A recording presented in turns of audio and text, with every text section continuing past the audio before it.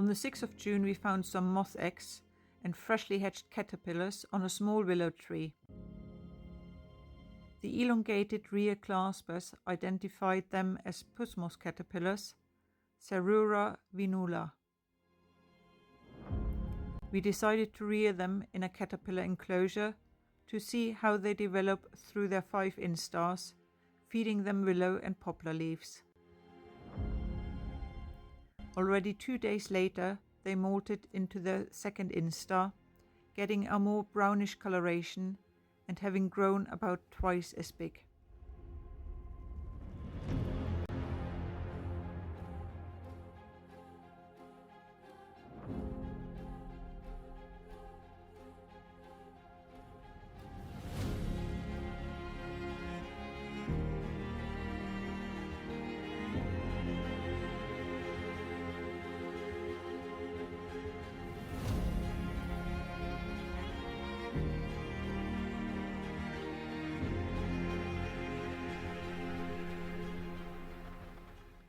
A week later, on the 14th of June, they had changed into their third instar and started showing their more green coloration designed to blend in with their food plant leaves.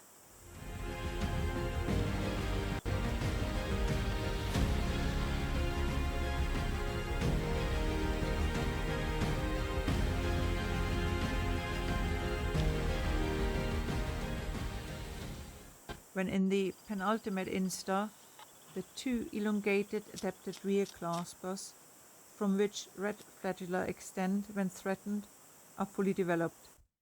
When disturbed, and as a warning, the striking caterpillars will raise their head and wave twin tails with these pinkish extendable flagellae.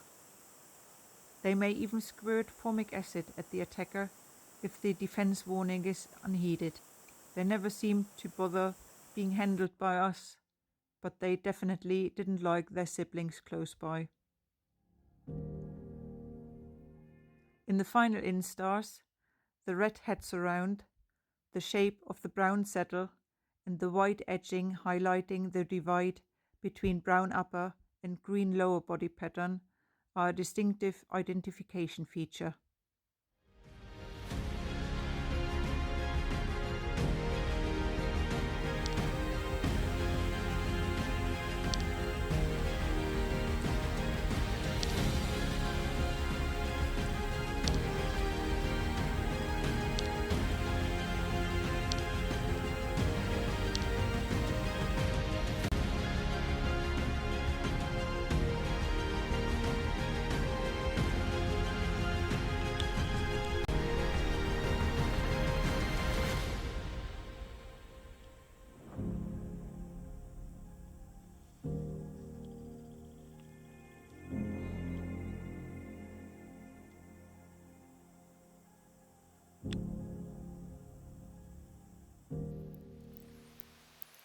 Within less than 30 days of hatching, the Puss Moth caterpillars were about 60 mm in length and fully grown.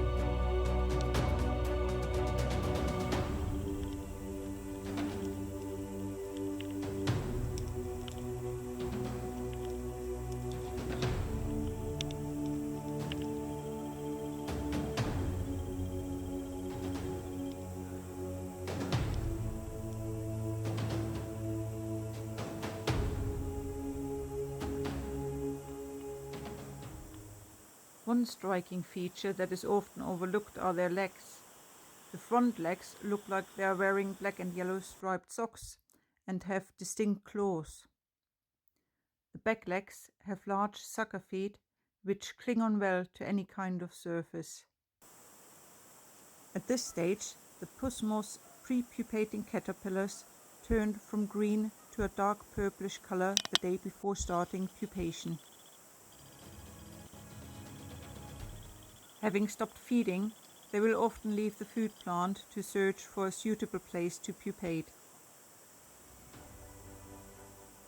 Between the 2nd and 4th of July, the caterpillars began to use their strong jaws to form some of the toughest cocoons in the moth world by chewing up bark and cementing it with silk into crevices in the provided tree branches and plant litter.